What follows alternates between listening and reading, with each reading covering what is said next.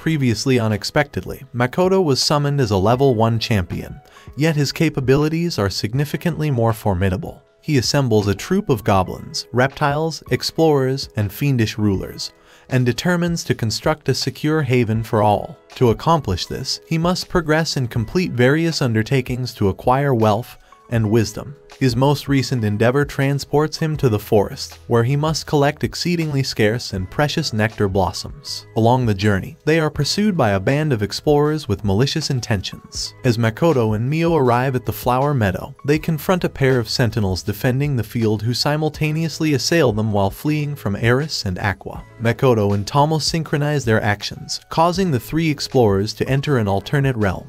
Once they are removed from the equation, Makoto and Mio fiercely counter their pursuers, effortlessly overpowering them. Makoto elucidates that they only sought to converse and trade, not to pilfer their cherished flowers. The girls opt to guide him and Mio to their village, unveiling themselves as woodland giants. Makoto rendezvous with a representative of the Ober Elders named NJA Story after conveying his aspiration to engage in trade. The elders withdraw to deliberate. One of the Urs in attendance at Dono appears to harbor deep suspicion towards him. Aqua and Eris introduce Makoto to their master Mondo, who is the mightiest ogre in the village. Mio swiftly separates Mondo from Makoto as he was monopolizing him excessively. Makoto dispatches Mia as a spy to gather information about Mondo and Adanto. While snooping around, Mia discovers that Mondo is inhabited while Adanto is secretly dealing with the demons. Later that day, Makoto indulges in a grand feast with the ogres. Suddenly, the entity possessing Mondo reveals itself, launching an assault on Adanto and draining his life essence. To sustain its physical form, a lick discloses how Mondo will be unharmed.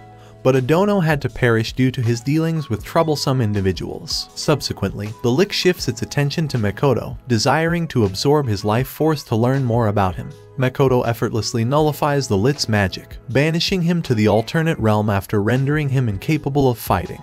The ogres are left in astonishment by the unfolding events. Growing suspicious of Makoto, Omo makes her entrance, disclosing her past association with Nil's story among the forest ogres, as she was the one who established the protective barrier around their village. Tomo explains that she now serves Makoto, causing the ogres to perceive him in a different manner. Returning to the alternate realm to interrogate the Lick, Makoto, Tomo, and Mio discover that he's striving to become a Grant, which refers to a superior being capable of traversing between worlds. However, Tomo corrects him, explaining that anyone can journey between worlds if they find a rift, and those who manage to remain in other realms are bestowed with that title. She further explains that traveling through such rifts between worlds is still feasible, but the chances of survival are less than 10%.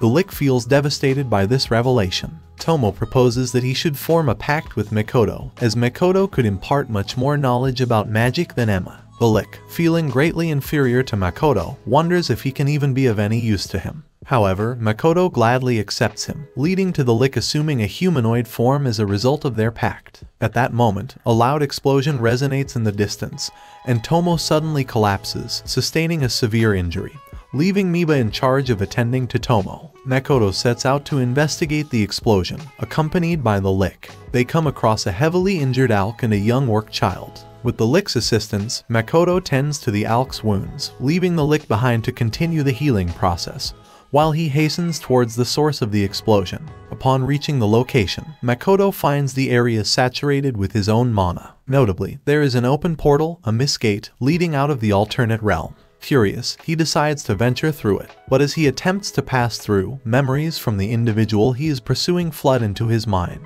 These memories stem from the encounter with the prostitute adventurer he met the other day. He uncovers that she had manipulated him for her personal gain right from the outset. During the nighttime, she and her two comrades clandestinely escaped from the illusionary city, stealing hazardous objects and weapons from their storage while attempting to abscond with them. Their actions were exposed as tensions escalated.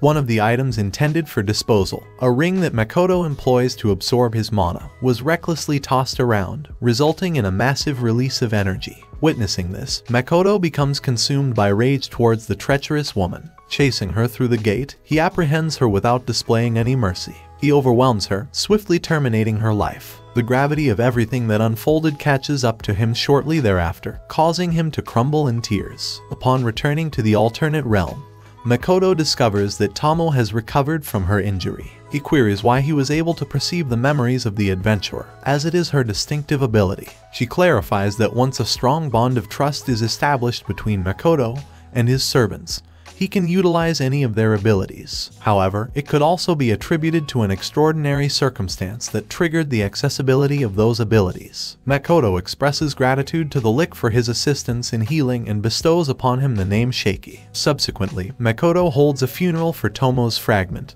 and the orc who lost their lives in the incident. He apologizes for his mistake, as he had failed to comprehend the true nature of humans in this world. To prevent similar situations in the future, he resolves to completely alter the layout of the illusory city by walling it off, establishing guard patrols, and segregating the areas where demi-humans reside. Recognizing the need to acquire more knowledge about the world state and its various races, as well as the goddess who solely favors humans, Makoto sets off to the neutral city of Rotsgard. He decides to bring Shiki along while entrusting Mio and Tomo with managing affairs in the alternate realm. After bidding them farewell and presenting them with parting gifts, Makoto embarks on the journey with Shiki, utilizing the teleportation circle frequently used by travelers to hasten their arrival at Rothskar. Unfortunately, as Makoto steps onto the teleportation circle, he attracts the attention of the goddess, who transports him to an unknown location.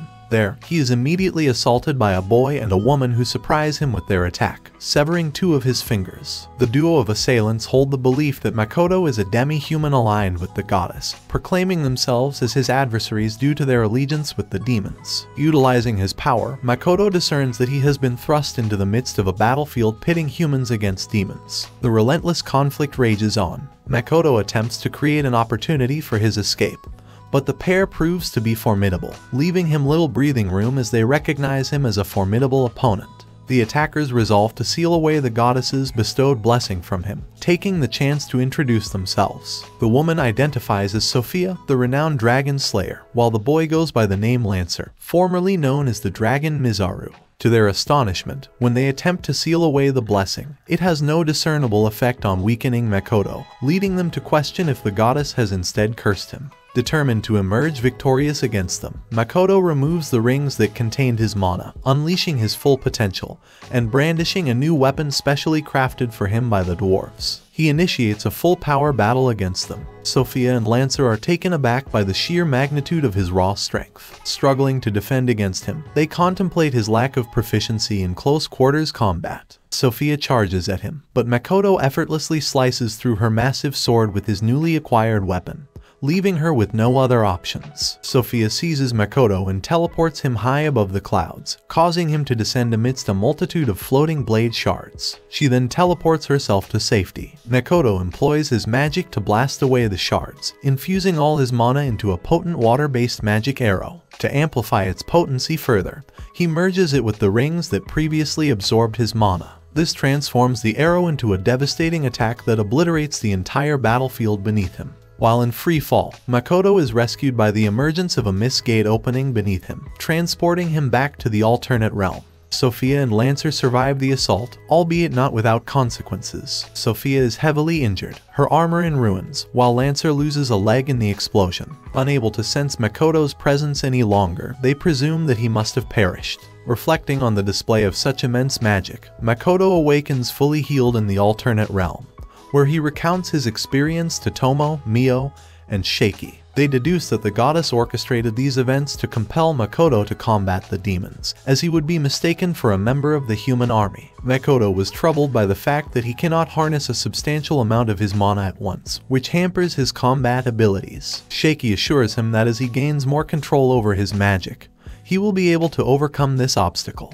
Tomo and Mio express their desire to accompany him on his next venture, but Makoto declines, stating that they are his secret weapons and he wants to keep them hidden from the goddess. He explains that he will only call upon them when the timing is right. Tomo presents a new fragment she created, utilizing one of Makoto's charged rings as its core to prevent a repeat of previous incidents. Makoto is delighted to see the miniature version of Tomo and gives her the name Kamo. Tomo takes it upon herself to train the forest ogres and bring them into the alternate realm.